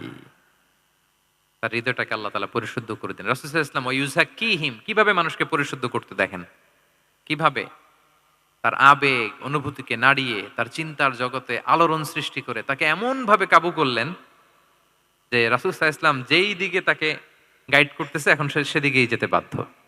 তো এইটা আমাদেরকে করতে হবে, ইমোশনাল ইন্টেলিজেন্স কাজে লাগিয়ে মানুষের আবেগ অনুভূতিতে নাড়া দিয়ে যদি আপনি তাকে কোনো কথা, কোনো বার্তা, কোনো নাসিহাত করেন, তখন সেটা সে শুনে।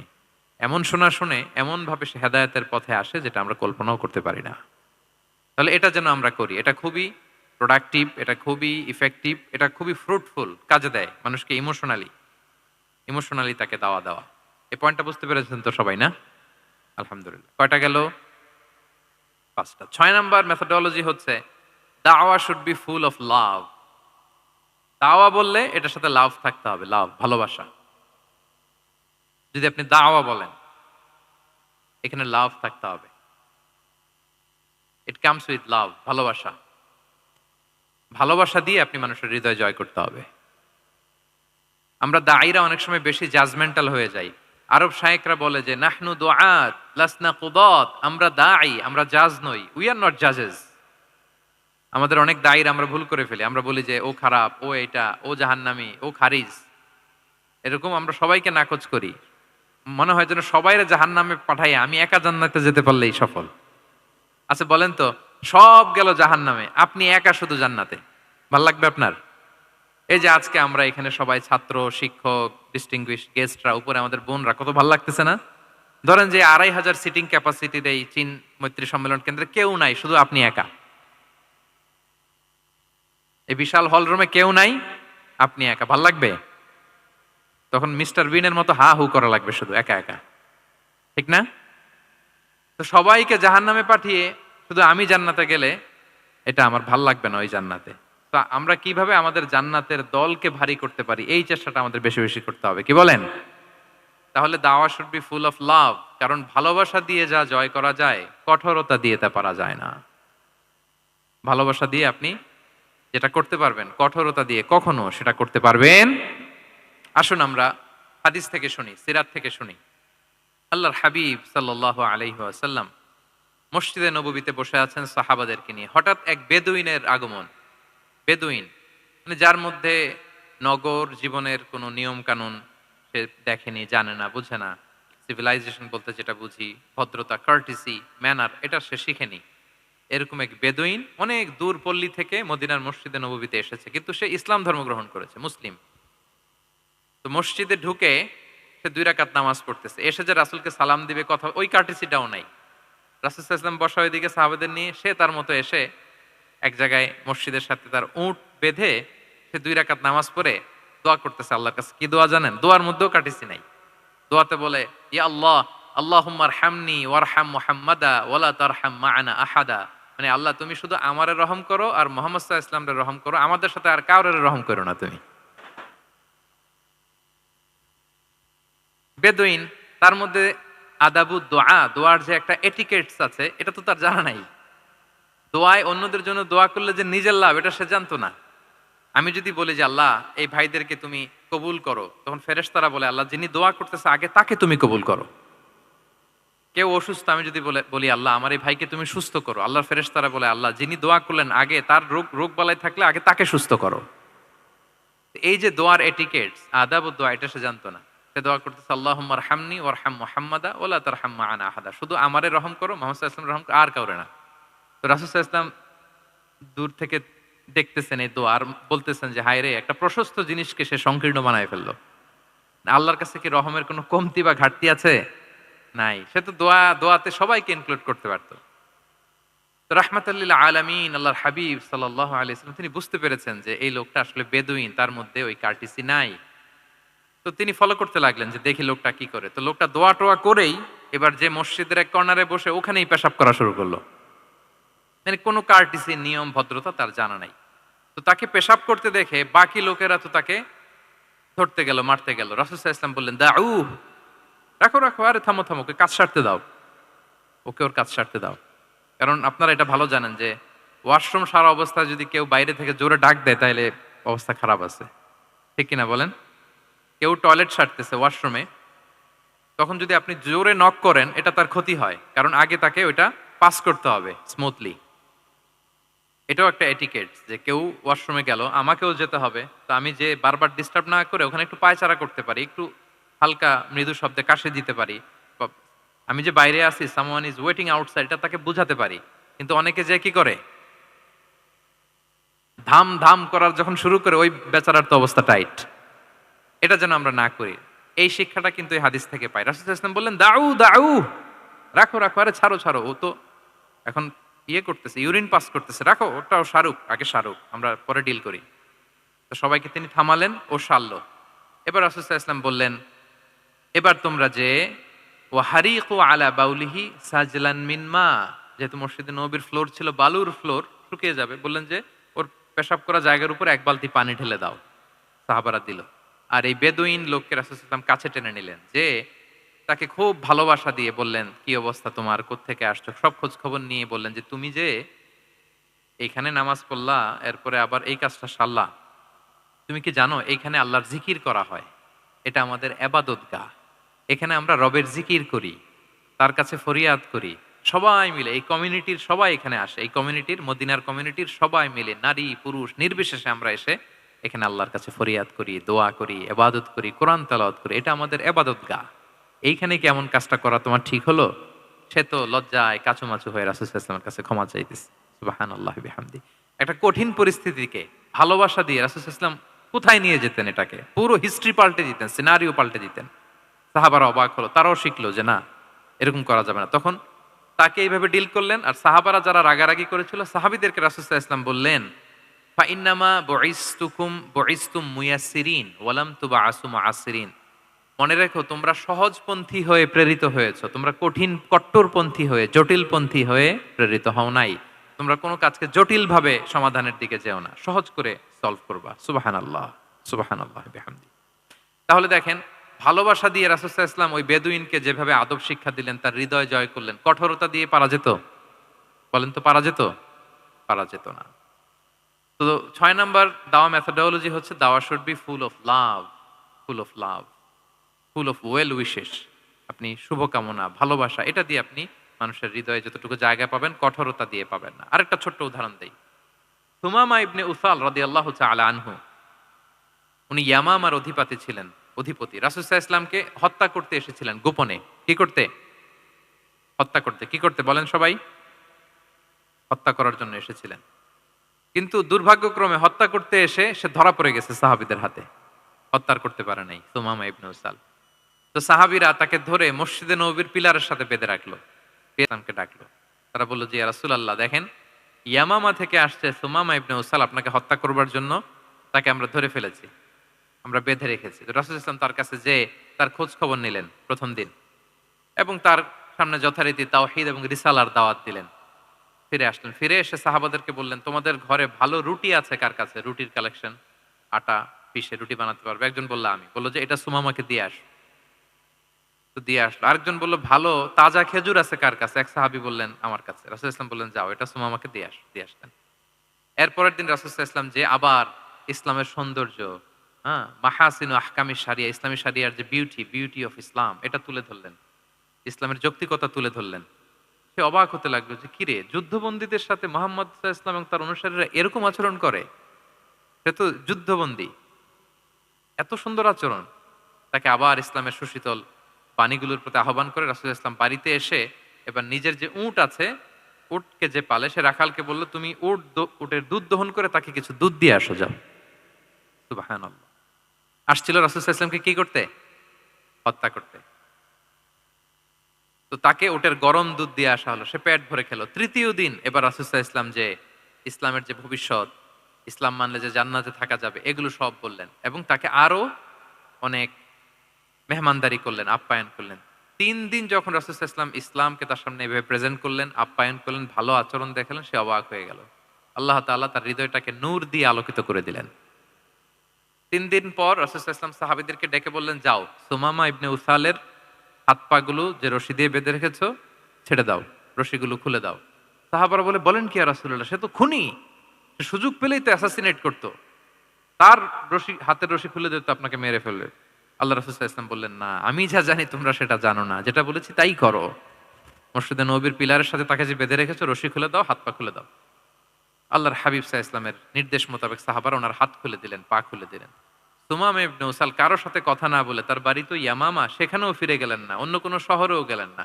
তিনি মদিনা থেকে অনতি দূরে একটা খেজুরের বাগান আছে, ওখানে কুয়া আছে। উনি যে ওই কুয়ার পানি দিয়ে গোসল করলেন।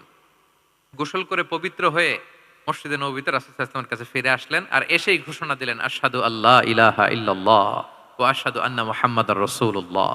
সুবহানাল্লাহ, সুবহানাল্লাহ। তিনি বললেন যে আমি সাক্ষ্য দিচ্ছি আল্লাহ ছাড়া কোনো ইলাহ নেই, আরো সাক্ষ্য দিচ্ছি যে মুহাম্মদ আপনি আল্লাহর প্রেরিত বান্দা এবং রাসূল। সুবহানাল্লাহ পড়বেন না সবাই? এবার তিনি বললেন, মুহাম্মদ আপনার চেহারার চাইতে অপছন্দের চেহারা পৃথিবীতে আর দ্বিতীয়টা আমার কাছে ছিল না, কিন্তু আজকের পর থেকে আপনার চেয়ে প্রিয় চেহারা, আপনার চেহারার চেয়ে প্রিয় কোনো চেহারা আমার কাছে আর নাই।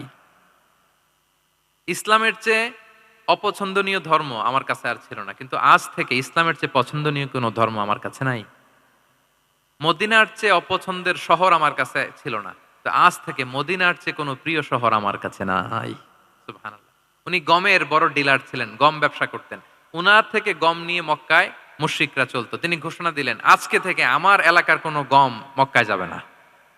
এবার মক্কাবাসী পড়ছে বিপদে, গম ছাড়া তো তারা খেতেও পারবে না। তারা আল্লাহর হাবিব সাল্লাল্লাহু আলাইহি ওয়াসাল্লামের কাছে চিঠি লিখে পাঠালেন যে মুহাম্মদ, তোমার এই যে নতুন অনুসারী সে যদি গম না দেয় আমাদের তো অবস্থা খারাপ, তুমি দয়া করে এই গমের সাপ্লাই আবার যাতে সে চালু করে তুমি একটু বলে দাও। আল্লাহর হাবিব সাল্লাল্লাহু আলাইহি ওয়াসাল্লাম আবার সুমামা ইবনে উসালকে বলে দিলেন, আবার সে সাপ্লাই চালু করলো। সুবহানাল্লাহি বিহামদি। এবং তিনি প্রথম তালবিয়া পাঠ করে উমরা করেছিলেন, ওনার আগে কেউ এভাবে উমরা করতে পারেনি। তাহলে দেখেন, আসলো খুনি হয়ে, আসলো কি হয়ে? খুনি হয়ে, আর ফিরে গেল নবী প্রেমিক হয়ে। সুবহানাল্লাহ। এটা কিভাবে সম্ভব হয়েছে? রাসূল সাল্লাল্লাহু আলাইহি ওয়াসাল্লামের উদারতা, ভালোবাসা। ঠিক কিনা বলেন?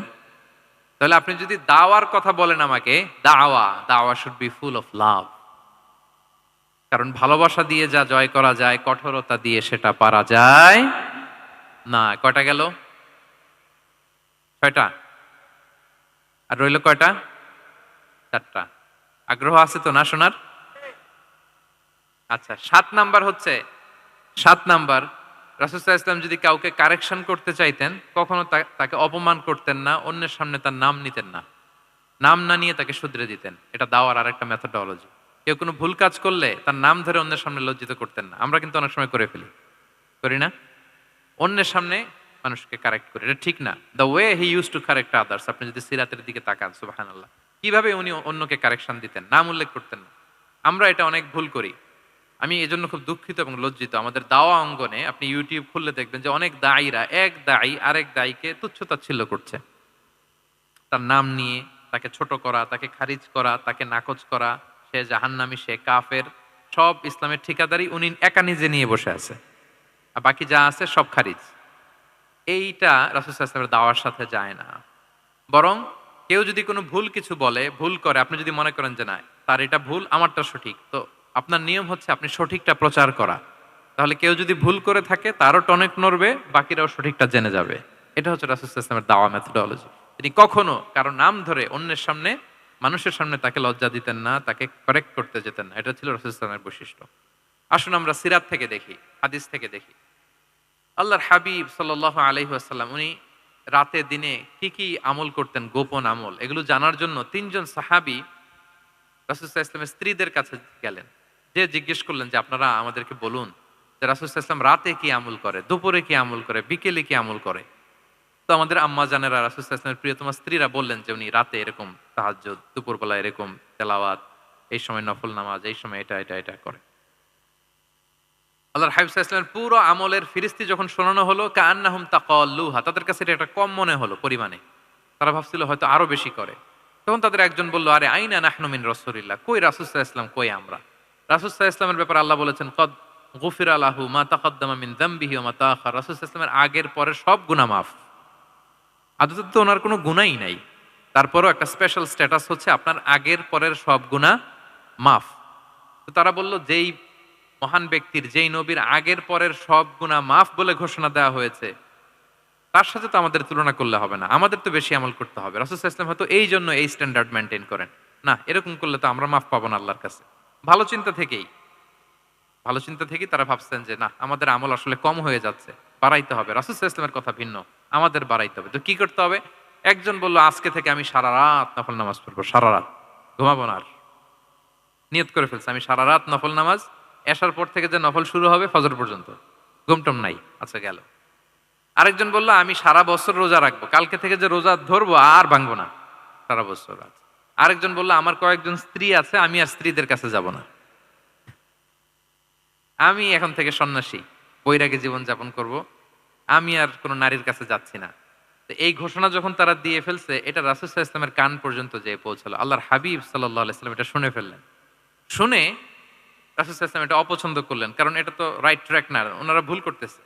তো একটা ভরা মজলিসে রাসূল সাল্লাল্লাহু আলাইহি ওয়াসাল্লাম বললেন, আনতুমুল্লাযীনা কুলতুম কাযা ওয়া কাযা, শুনলাম তোমাদের মধ্যে কে কে নাকি এমন এমন বলছো।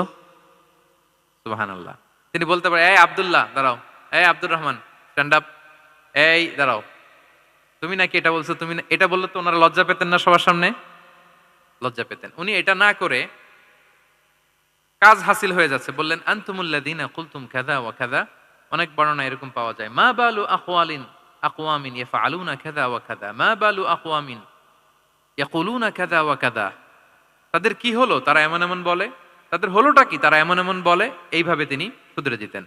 তো বললেন, তোমাদের মধ্যে কেউ কেউ নাকি এটা বলে, এটা বলে। এই ওই তিনজনের তো টনক নড়ে গেছে, আর বাকিরা শুনতেছে। তখন রাসূল সাল্লাল্লাহু আলাইহি ওয়াসাল্লাম বললেন, না, এটা ঠিক নয়। আমি তোমাদের মধ্যে থেকে সবচেয়ে বেশি মুত্তাকি, সবচেয়ে বেশি বুজুর্গ। ওয়াল্লাহি ইন্নী লা আখশাকুম লিল্লাহি ওয়া আতকাকুম লাহু, আমি তোমাদের মধ্যে থেকে আল্লাহকে সবচেয়ে বেশি ভয় পাই। বলেন তো, রাসূল সাল্লাল্লাহু আলাইহি ওয়াসাল্লামের চেয়ে বেশি আল্লাহকে ভয় পাওয়া কারো পক্ষে সম্ভব? আল্লাহর হাবিব সাল্লাল্লাহু আলাইহি ওয়াসাল্লামের চেয়ে বেশি মুত্তাকি হওয়া কারো পক্ষে সম্ভব? আমার নবীর চাইতে শ্রেষ্ঠ হওয়া সম্ভব? তার যে স্ট্যান্ডার্ড ইবাদতের, এটারে ছাড়ায় যাওয়া সম্ভব?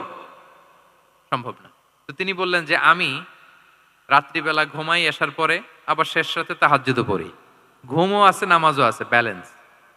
আমি সোম বৃহস্পতিতে রোজা রাখি, সপ্তাহের বাকি দিনগুলোতে খাই।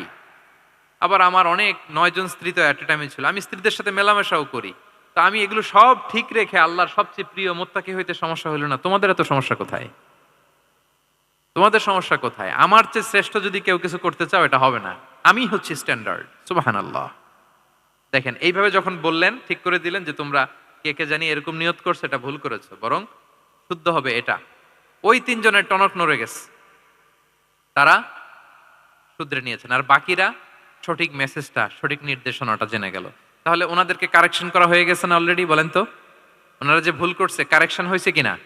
কিন্তু তাদেরকে অপমান করা হয়েছে। এই ভুলটা আমরা অনেক সময় করি। অন্যের সামনে কখনো নিজের ছেলেকে, নিজের স্ত্রীকে, বন্ধুকে বা যাকে, হঠাৎ হাসির রোল পড়লো কেন এখানে? কিছু কমন পড়ে গেছে নাকি কথা নিজের জীবনের সাথে? অন্যের সামনে এইভাবে আমরা যেন কারেক্ট না করি।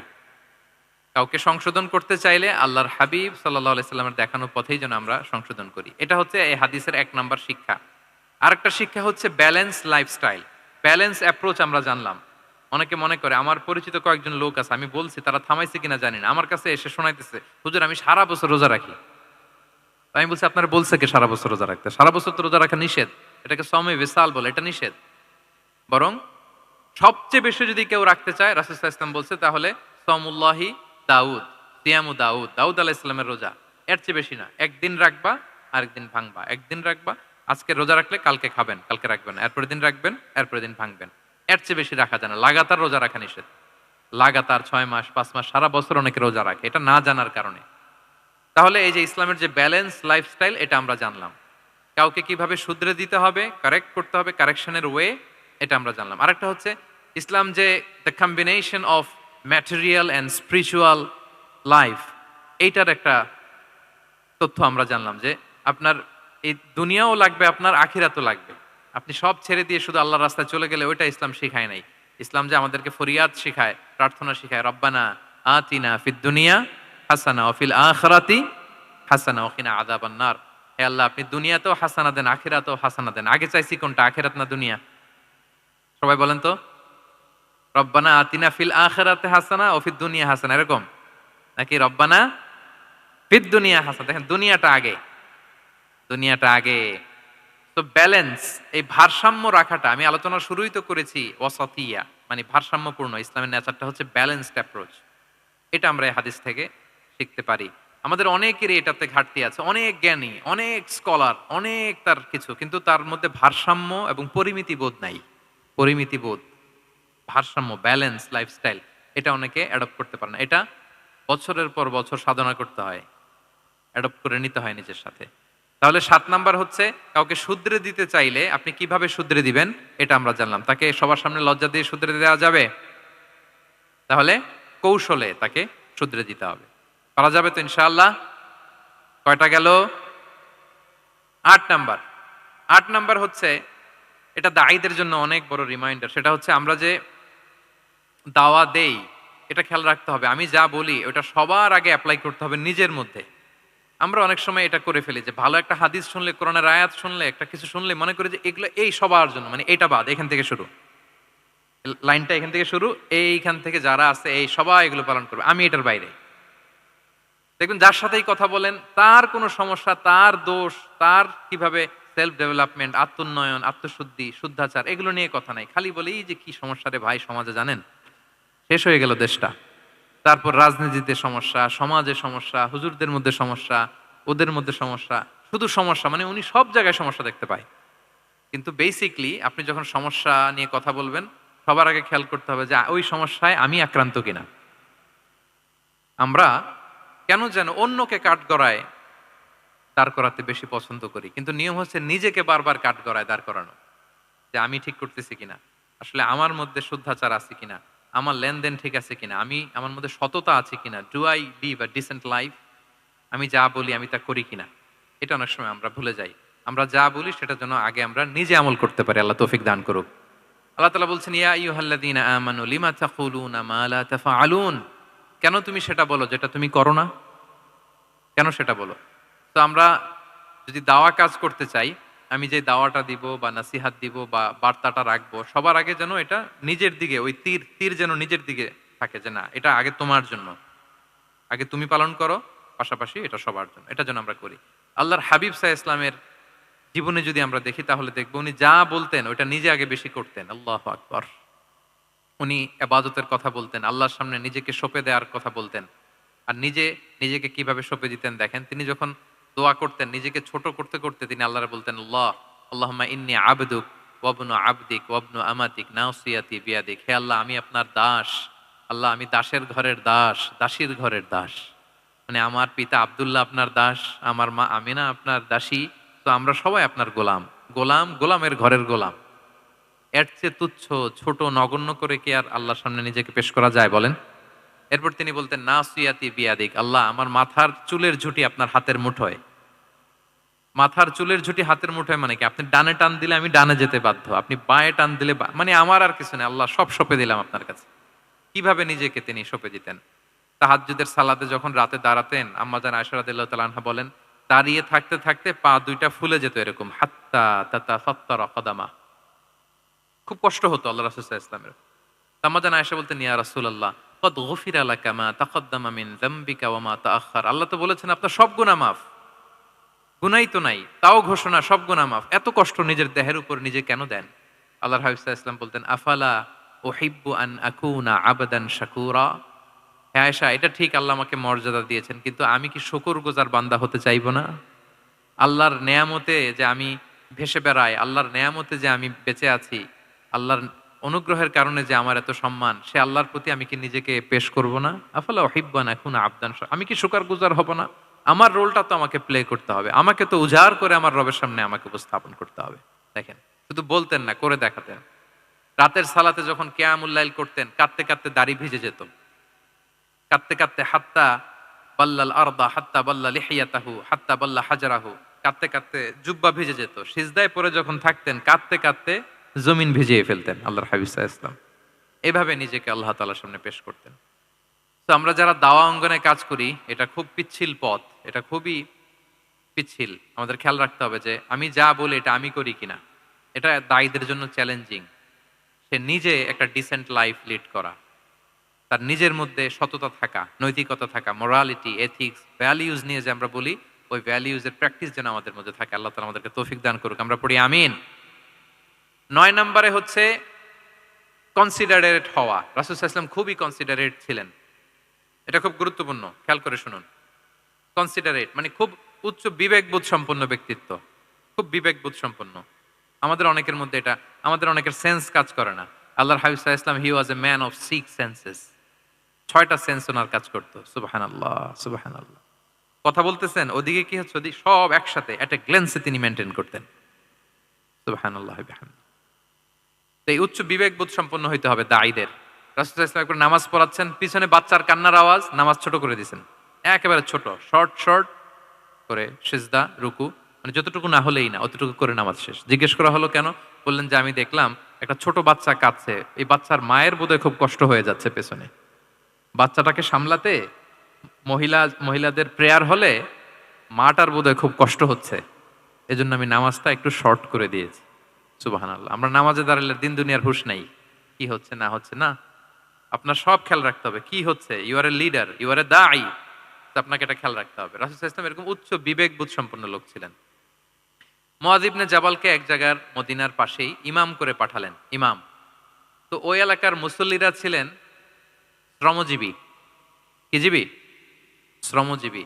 ওনারা উট দিয়ে পানি নিয়ে খেজুর গাছে পানি সেচ দিত, তারা খুব কষ্ট করে সারাদিন। তো উনি মাগরিবের নামাজে একদিন নামাজ শুরু করলেন, আল্লাহু আকবার বলে সূরা ফাতিহার পরে উনি সূরা বাকারা শুরু করলেন। কোন সূরা? কোরআনের সবচাইতে ছোট সূরা নাকি? হ্যাঁ, আয়াত কত? সবচাইতে বড় সূরা। তো উনি হয়তো একটা খুব মানে চিল মুডে আছেন, একটা খুব ভালো মুডে আছেন, এবাদতের একটা মুডে আছেন। উনার আবেগ থেকে উনি হয়তো সূরা বাকারা শুরু করে দিয়েছেন, তেলাওয়াত করে করে মজা পাচ্ছেন, করতেছেন। কিন্তু পিছনে মুসল্লিরা হচ্ছে শ্রমজীবী, সারাদিন খেতে খামারে খেজুর বাগানে কাজ করে ওনারা নামাজ পড়তেছেন। একদল তো নামাজ ছেড়ে দিছে, ছেড়ে দিয়ে নিজেরা নামাজ পড়ে আল্লাহর হাবিব সাল্লাল্লাহু আলাইহি ওয়াসাল্লামের কাছে যে বিচার দিলেন যে ইয়া রাসূলুল্লাহ, দেখেন এমন একজনকে ইমাম হিসেবে পাঠালেন, উনি মাগরিবের নামাজ শুরু করছে সূরা বাকারা দিয়ে। আমরা হচ্ছে শ্রমজীবী মানুষ, আমরা কি পারি এত সময় দাঁড়িয়ে থাকতে? রাসূল সাল্লাল্লাহু আলাইহি ওয়াসাল্লাম খুব রেগে গেলেন, খুব। মুআয ইবনে জাবাল রাদিয়াল্লাহু তাআলা আনহুকে ডেকে পাঠালেন। ডেকে কি শব্দ ইউজ করছে জানেন? উনি বললেন, আফাত্তানুন আনতা ইয়া মুআয। ফাত্তান মানে ফিতনাবাজ। হে মুআয, তুমি কি সমাজে ফিতনা ছড়াচ্ছ? তোমাকে পাঠালাম সেখানকার ইউনিটি ধরে রাখতে, ইমাম হয়ে নামাজ পড়াবা, তালিম দিবা। আফাত্তান আনতা ইয়া মুআয, তুমি ফিতনা ছড়াচ্ছ? তুমি কেন সাব্বিহ ইসমা রাব্বিকাল আলা তোমার মুখস্থ নাই? ওয়াশ-শামসি ওয়া দুহাহা মুখস্থ নাই? হাদিসে দুইটা সূরার কথা, যে এই সাইজের সূরাগুলো পারো না, তুমি এগুলো দিয়ে নামাজ পড়াবা যাতে ওদের কষ্ট না হয়। ওরা তো শ্রমজীবী সাহাবী, ওদের দিকে তো তোমার খেয়াল রাখতে হবে, কনসিডারেট হতে হবে। সুবহানাল্লাহ বিহামদি। দেখেন রাসূল সাল্লাল্লাহু আলাইহি ওয়াসাল্লাম ইমামকে এনে শাসন করলেন, বুঝিয়ে বললেন যে না, তোমাকে ছোট ছোট সূরায় নামাজ পড়াতে হবে যাতে করে কষ্ট না হয়। এবং রাসূল সাল্লাল্লাহু আলাইহি ওয়াসাল্লাম কাউকে কোনো দায়িত্ব দিয়ে কাজে পাঠালে ওনার বিখ্যাত একটা বাণী তিনি বলে দিতেন। আমার ভেরিফাইড যে ফেসবুক পেজের কভার ফটোতে দেখবেন এই হাদিসটা দেয়া। সেটা হচ্ছে তিনি কাউকে কোনো দায়িত্ব দিয়ে পাঠালে তিনি বলতেন, "বাশশিরু ওয়ালা তুনাফফিরু, ইয়াসসিরু ওয়ালা তুআসসিরু।" মানে মানে তোমরা মানুষকে সুসংবাদ দিও। মানুষকে দিন থেকে ভাগিও না। দিনকে সহজ করে উপস্থাপন করো। দিনকে জটিল করে মানুষের সামনে উপস্থাপন করো না। আমরা এটা ভুল করি। এত কঠিনভাবে উপস্থাপন করি। ভাবে যে কঠিন করে উপস্থাপন করতে পারলেই বোধহয় ওনার ক্রেডিট। এরকম একটা মানসিকতা অনেকের আছে। কোন মুফতি যদি এমন কোন ফতোয়া দেয় যেটা সমাজের অধিকাংশ মুসলিম চেষ্টা করেও মানতে পারতেছে না, কঠিন হয়ে যাচ্ছে, তার মানে something is missing in the ফতোয়া, something is missing in the legal opinion, and the মুফতি should revise the issue again and again. তাকে আরো মুফতিদের সাথে রিভাইজ করতে হবে, আরো কিভাবে জীবন ঘনিষ্ঠ করে মাসালাটা দেয়া যায় তাকে এটা ভাবতে হবে। কারণ আল্লাহ দিনের মধ্যে জটিলতা রাখেননি, কাঠিন্যতা রাখেননি।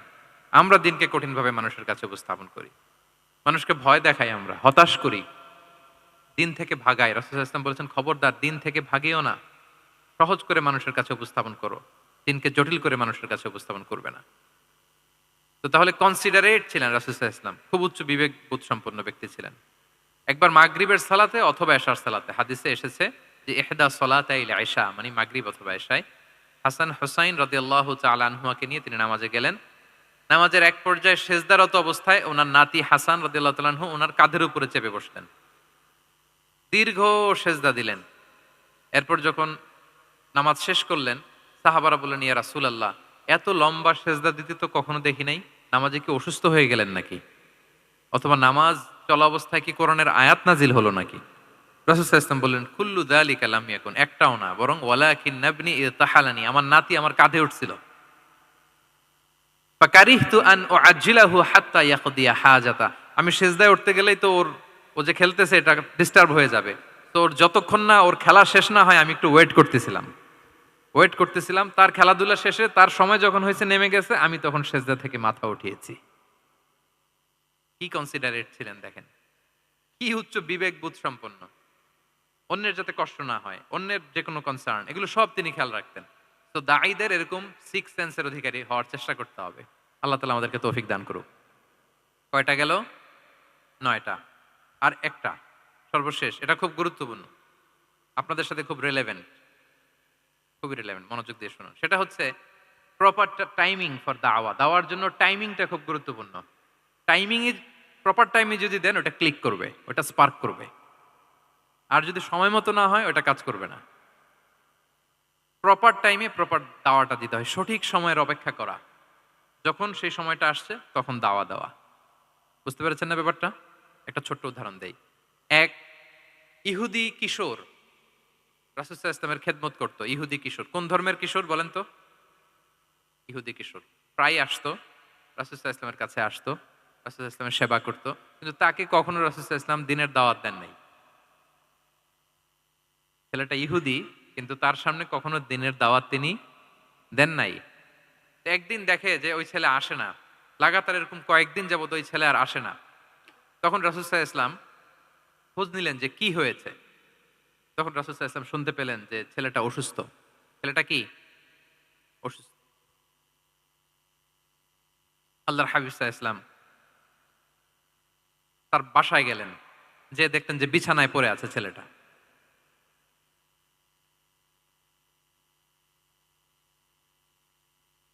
দেখলেন যে ইহুদি ছেলেটা বিছানায় পড়ে কাতরাচ্ছে, পাশে ছেলেটার বাবা।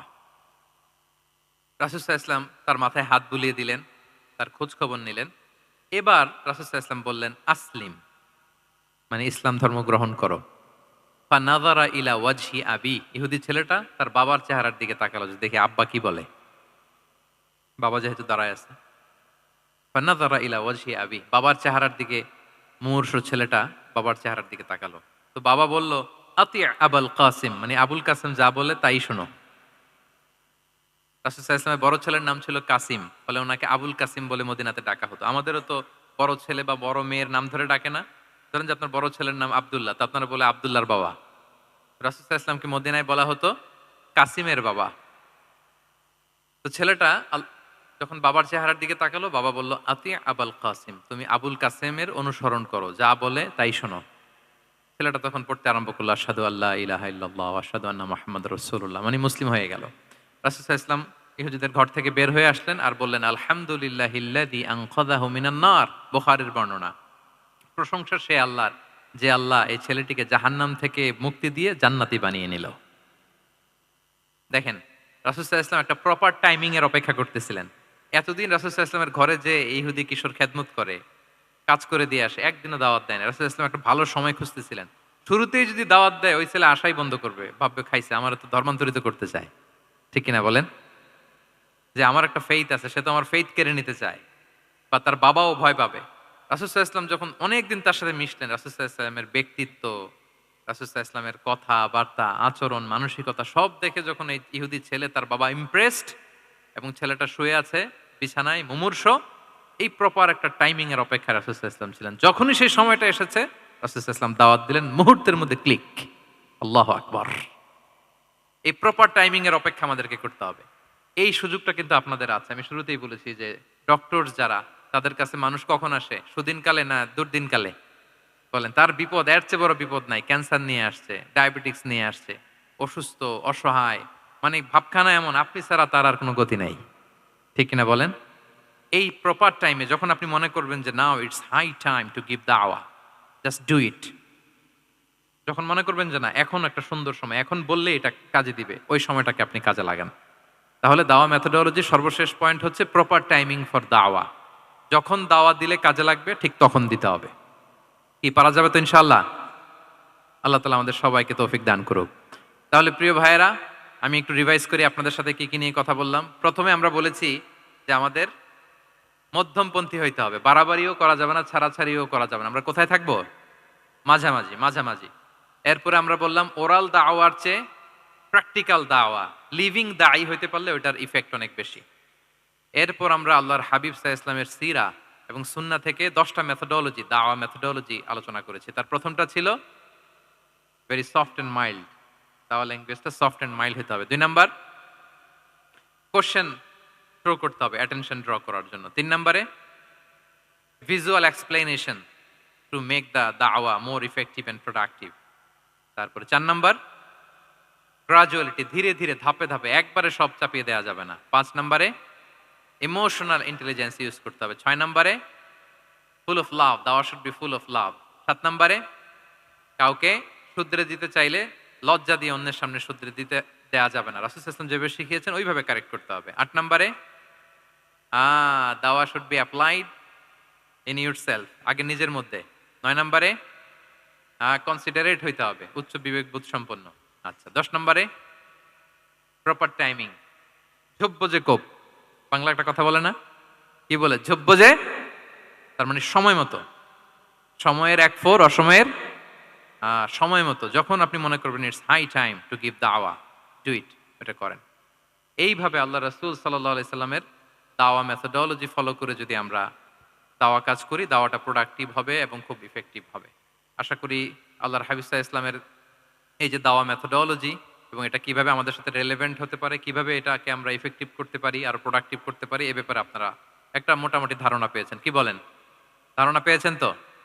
এগুলো অ্যাপ্লাই করবেন তো সময় মতো ইনশাআল্লাহ।